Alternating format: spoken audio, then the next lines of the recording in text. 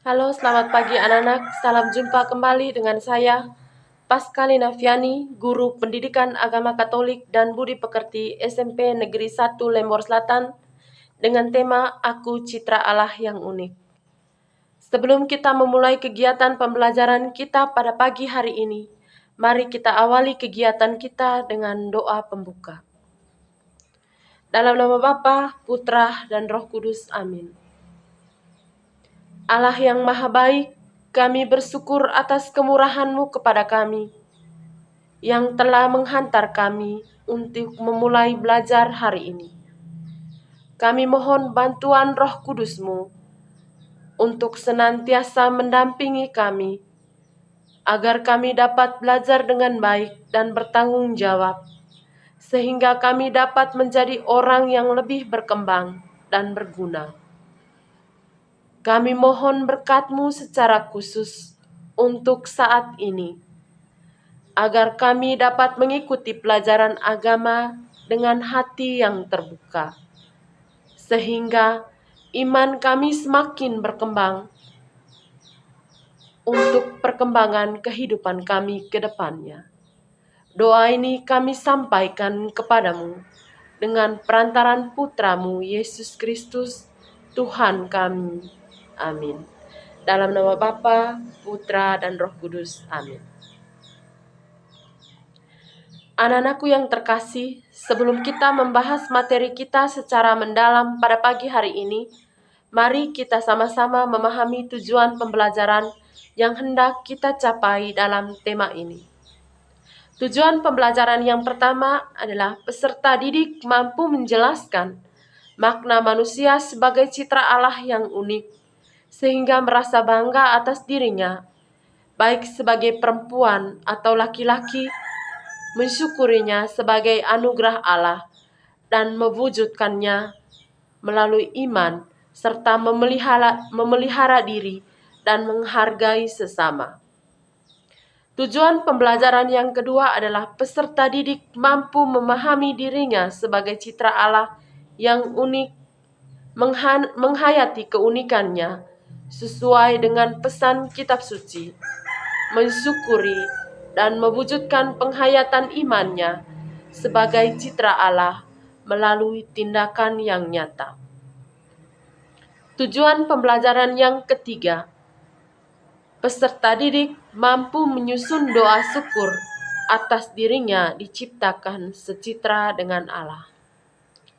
Baik, anak-anakku yang terkasih, kita harus menyadari diri kita sebagai pribadi yang unik. Kita coba lihat apa arti dari kata unik. Unik artinya berbeda. Tidak ada yang sama antara satu dengan yang lain. Keunikan adalah keistimewaan masing-masing pribadi. Keunikan merupakan anugerah dari Tuhan. Keunikan terdiri dari keunikan fisik, keunikan psikis atau sifat, keunikan bakat atau kemampuan, dan keunikan dari pengalaman hidup.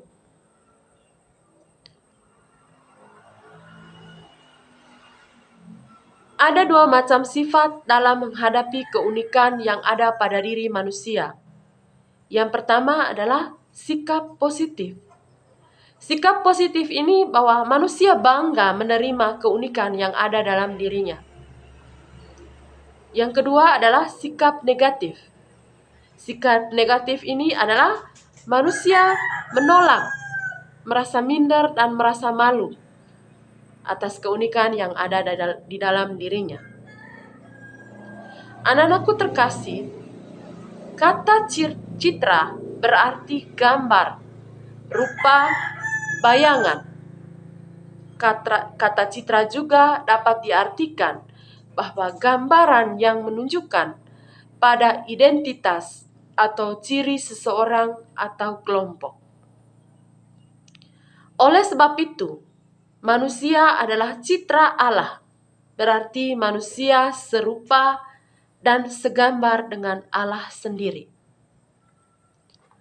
Memiliki kemiripan dengan Allah Hal itu menunjukkan bahwa manusia memiliki martabat yang luhur dibanding dengan makhluk ciptaan Tuhan yang lain. Anak-anakku yang terkasih, tidak ada seorang manusia pun yang sama satu dengan yang lain. Bahkan orang yang disebut kembar identik pun memiliki beberapa hal yang berbeda satu terhadap yang lain. Itulah sebabnya manusia disebut unik, karena dia berbeda satu dengan yang lain. Perbedaan manusia satu dengan yang lain itu bisa meliputi banyak aspek. Yang pertama, aspek fisik. Yang kedua, psikis. Yang ketiga, aspek kebiasaan. Yang keempat, keinginan. Nah, perbedaan itu bisa disebabkan oleh faktor genetika. Misalnya, kedua orang tua sebagai contoh. Kedua orang tua memiliki rambut keriting. Hampir dipastikan anak juga berambut keriting. Bisa juga disebabkan faktor kebiasaan. Contohnya, anak yang orang tuanya pemain basket dan sejak kecil sering diajak berlatih basket, tentu dia akan senang bermain basket. Bahkan bisa jadi bercita-cita menjadi pemain basket. Selain kedua faktor tersebut, masih banyak faktor lain yang bisa menyebabkan seseorang itu disebut unik. Anak-anakku sekalian, kita juga sering menghadapi sikap yang sering muncul dalam menghadapi perbedaan antara manusia. Nah, berikut ada 2 kasus yang memberi contoh bagaimana manusia menghadapi perbedaan tersebut. Yang pertama itu kasus 1. Mari kita dengar sama-sama.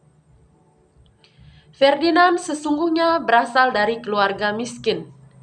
Kedua orang tuanya hanyalah seorang petani kecil yang memiliki penghasilan pas-pasan.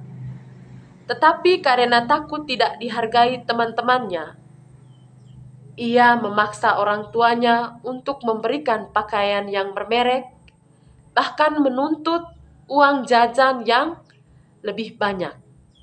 Nah, pertanyaannya anak-anakku sekalian, apa tanggapan kalian terhadap sikap yang dimiliki oleh Ferdinand?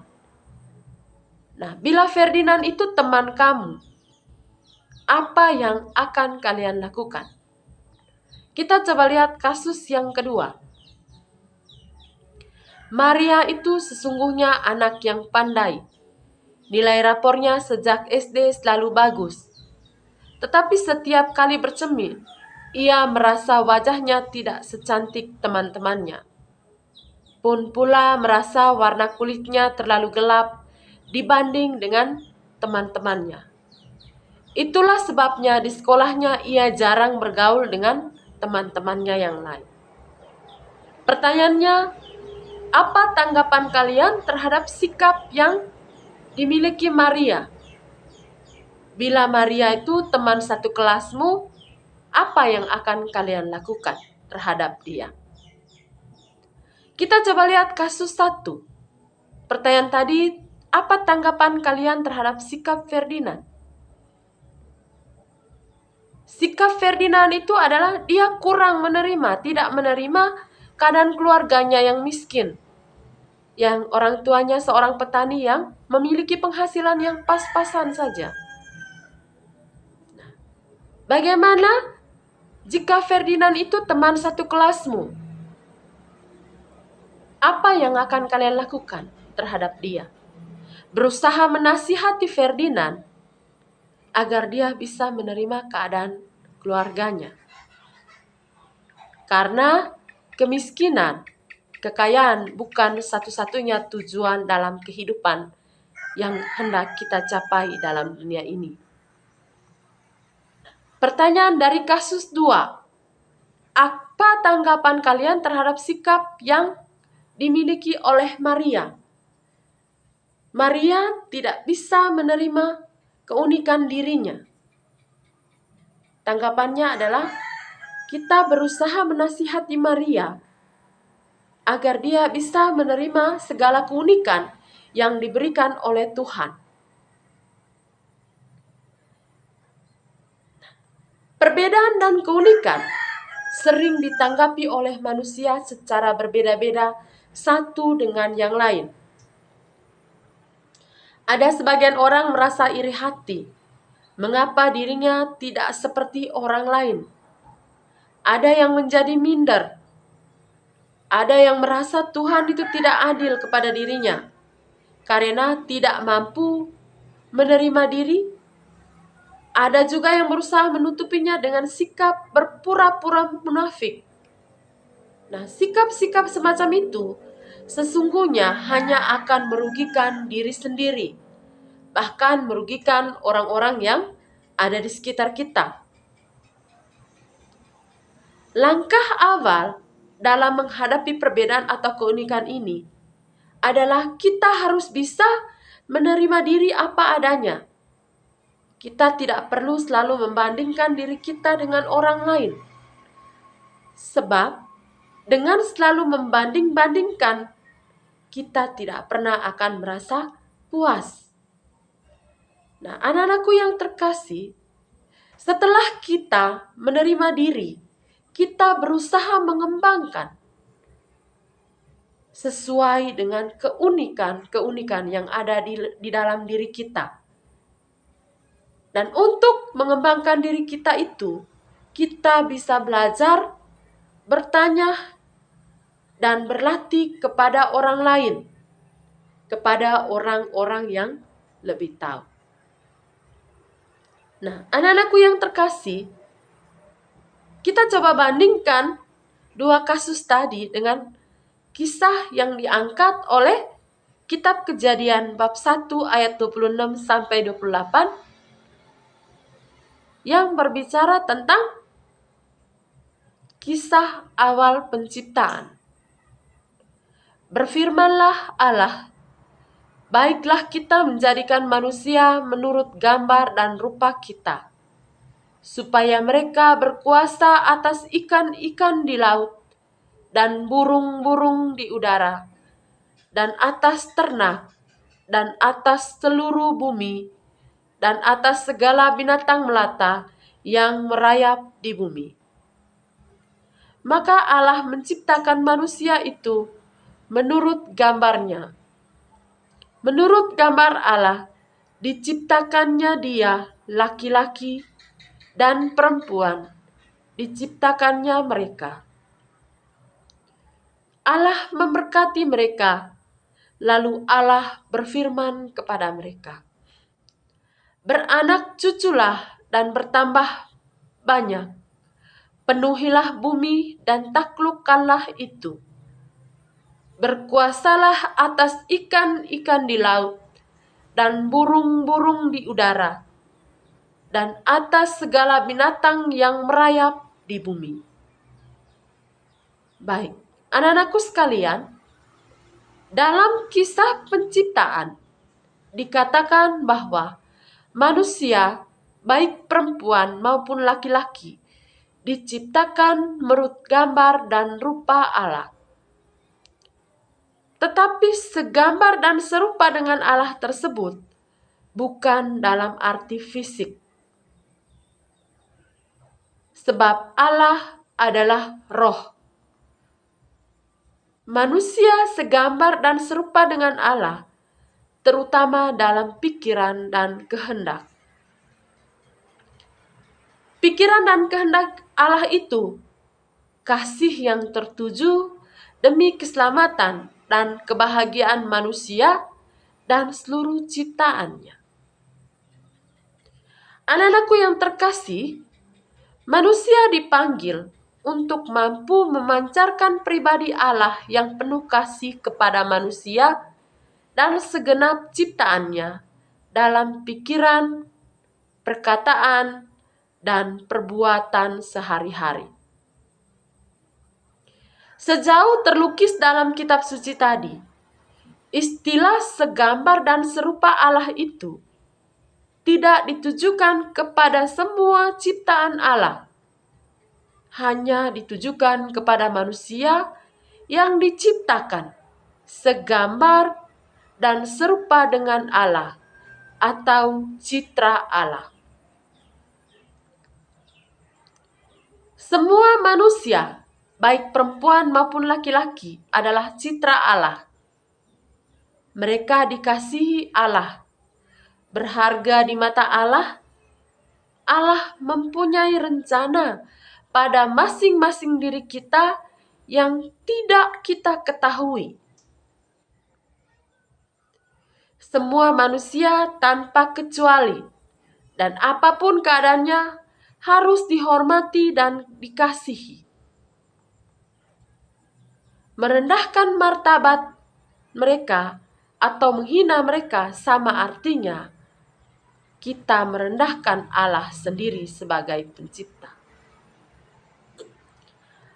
Anak-anakku yang terkasih, manusia tidak saja diciptakan segambar dan serupa dengan Allah, tapi ia juga diberkati oleh Allah. Nah, dengan demikian, manusia bukan sesuatu, melainkan seseorang. Ia pribadi yang sangat berharga di mata Allah. Berkat akal budi dan kebebasan yang dianugerahkan Allah kepada dirinya, manusia bisa berelasi dengan Allah. Manusia diberi tugas untuk bertambah banyak dan menguasai ciptaan lainnya. Hal ini menunjukkan bahwa manusia mempunyai kedudukan yang begitu istimewa di antara ciptaan Allah yang lain. Manusia memiliki martabat yang ilahi, yang membuat kedudukannya lebih tinggi dibanding ciptaan Tuhan yang lain. Tetapi karena penugasan itu berasal dari Allah, maka dalam menjalankan tugas, menguasai ciptaan Allah itu, ia harus melakukannya sesuai dengan kehendak Allah. Karena diciptakan sebagai citra Allah, manusia memiliki martabat sebagai pribadi. Ia mengenal diri sendiri, menjadi tuan atas dirinya sendiri, mengabdi diri dalam kebebasan, hidup dalam kebersamaan dengan orang lain. Anak-anakku sekalian, manusia dipanggil membangun relasi dengan Allah, penciptanya. Sepantasnya kita bersyukur telah diciptakan sebagai citra Allah yang unik. Dan rasa syukur itu bisa diungkapkan dengan berbagai cara. Misalnya, kita memelihara tubuh kita sebaik-baiknya. Baik anak-anakku yang terkasih, sekian dulu pembelajaran kita pada pagi hari ini. Mari kita tutup pembelajaran kita dengan doa penutup yang diambil dari Mazmur bab 8 ayat 1-4. Dalam nama Bapa, Putra, dan Roh Kudus. Amin. Ya Tuhan, Tuhan kami, betapa mulia nama-Mu di seluruh bumi. Keagungan-Mu yang mengatasi langit dinyanyikan. Dari mulut bayi-bayi dan anak-anak yang menyusuri telah Kau letakkan dasar kekuatan terdalam. Jika aku melihat langit-Mu, buatan jari-Mu, bulan dan bintang-bintang yang Kau tempatkan, apakah manusia sehingga Engkau mengingatkannya?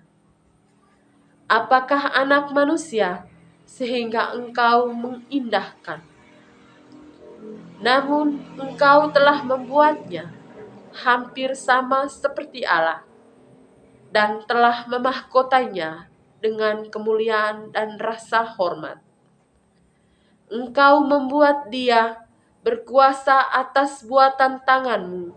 Segala-galanya telah Kau letakkan di bawah kakinya. Kambing, domba, dan lembu sapi sekalian, juga binatang-binatang di padang, burung-burung di udara, dan ikan-ikan di laut, dan apa yang melintas arus lautan. Ya Tuhan, Tuhan kami, betapa mulia nama-Mu di seluruh bumi. Dalam nama Bapa, Putra, dan Roh Kudus. Amin.